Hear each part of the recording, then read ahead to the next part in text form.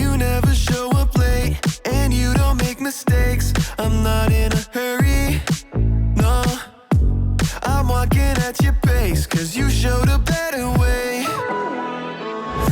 In the night, I won't be afraid.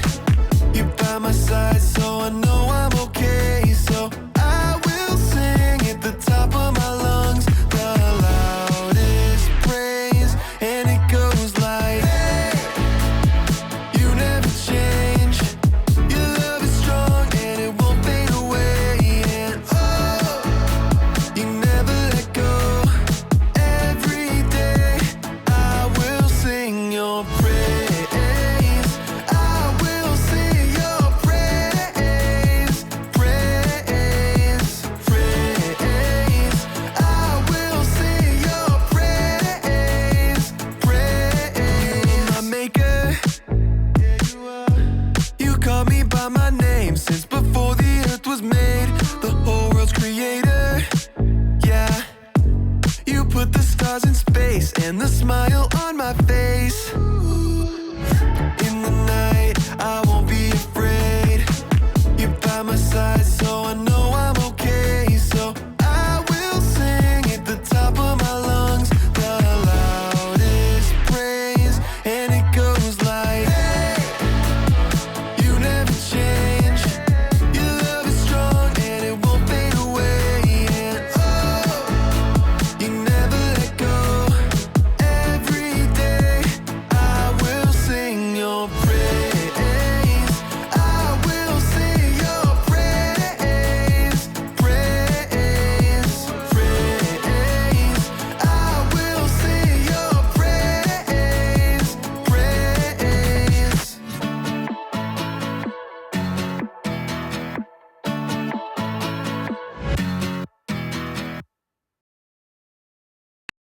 Welcome to the Story Lab. This week we're talking about integrity while we take a look at the story of someone who said no to something very tasty.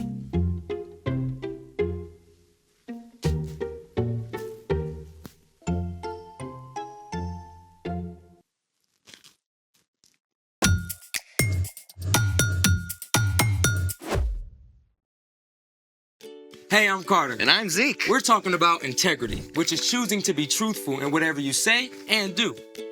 What are you doing? Oh, I'm studying to get my driver's license. You might want to study the actual manual instead of a racing comic. I already know all that stuff.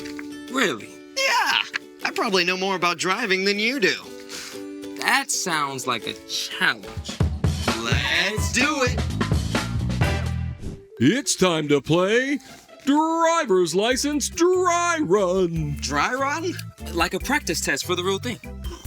Round 1.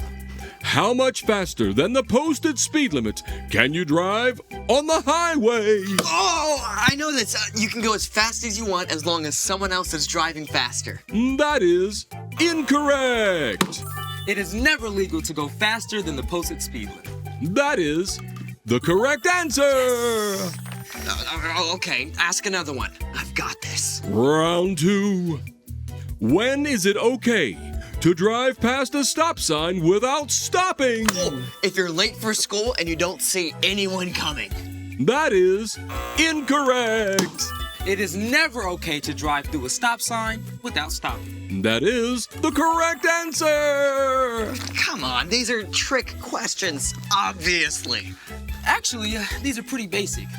Double points for the next one. All or nothing. Okay. Welcome to the bonus round for double the points. When do you need to wear a seatbelt? When your parents tell you to. That is incorrect. Every time you're in the car. That is correct, and we have a winner. Well, you should put on your seatbelt when your parents tell you to. Yeah, but they shouldn't have to tell you to do it. Fine, you win. I'll study.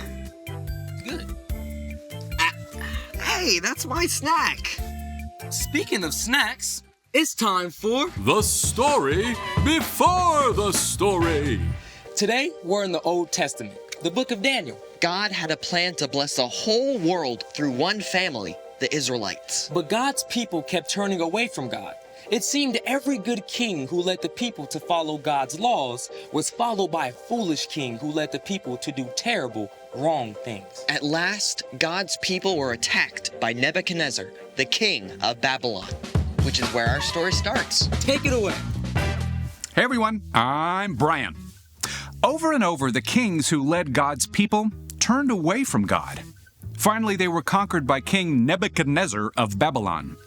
I hereby declare you're under the rule of King Nebuchadnezzar. The Babylonians took treasure from God's temple. Our God will love these. They also captured many of God's people and marched them across 500 miles of wild desert to Babylon. There, King Nebuchadnezzar gave orders to his chief official, Ashpenaz. O Ashpenaz, bring me some of the Israelites to train and serve in my palace. They must be strong, intelligent, handsome, and able to adapt to life in Babylon. 4 of these young men were Daniel, Hananiah, Mishael, and Azariah. Teach them our language and our literature. I must have the best and the brightest. The chosen young men were to go through 3 years of training and eat food from the king's own table. King Nebuchadnezzar was determined to shape everything they would think, say, and do so they could serve in his palace. The first thing the chief official did was to change their names. Name? Mishael? I'm going to call you Meshach. Meshach is really close to Mishael, so... Next. Name? Hananiah? Shadrach. That's not even close. Next. Azariah? Abednego. Next. Daniel. Belteshazzar. Can you spell that for me? Next. The 4 young men faced their next challenge at mealtime. They were given the same luxurious food and drink that the king himself ate. But God made it clear to Daniel and his friends that it was wrong to eat the king's food, perhaps because it had been dedicated to the king's false gods. We appreciate the honor, but we'd like to choose our own food and drink. I'm under orders from the king. If you don't eat what you're supposed to and show up looking worse than the others, I'll pay the price for it. Just test us for 10 days. Give us nothing but vegetables and water, and then see how we measure up. You have 10 days. So for a week and a half, Daniel and his friends ate nothing but veggies and drank nothing but water. And get this, at the end of those 10 days, Daniel and the others actually looked healthier than the other men who had eaten the royal food. I wouldn't have believed it, but I'm impressed. They should call what you ate the Belteshazzar diet. In addition to physical health, God gave Daniel and his friends a knowledge and understanding. Daniel could even understand dreams and visions. And at the end of 3 years, these young men were at the top of their class. King Nebuchadnezzar, I present to you the graduating class of 584 BCE. BCE? No idea. About that. Nebuchadnezzar examined the young men and found that Daniel and his friends showed more wisdom and understanding than any of the others.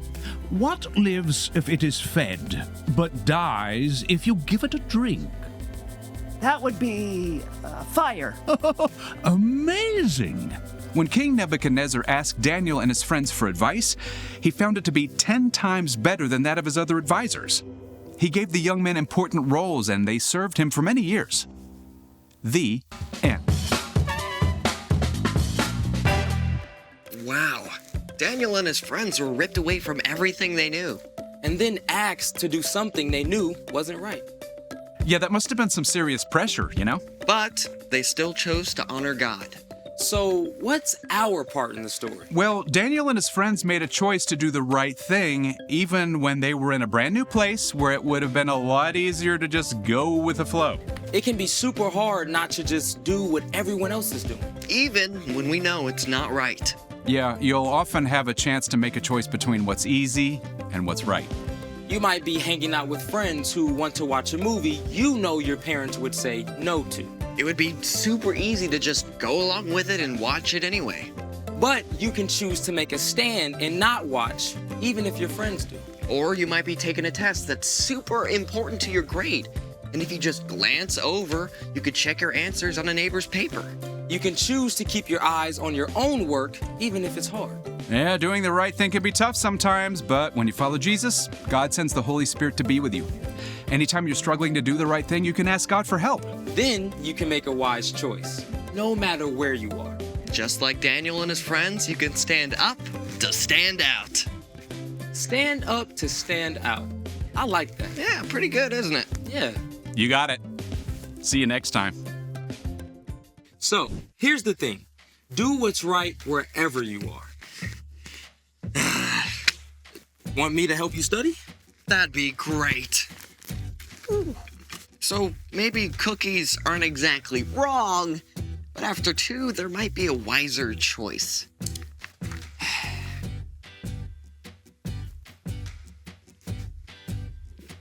Thanks for joining us in the Story Lab. See you next time. You gonna have one? Go on. No, go on, take a bite. I don't want one though. Go ahead. I took one. It's healthy, right?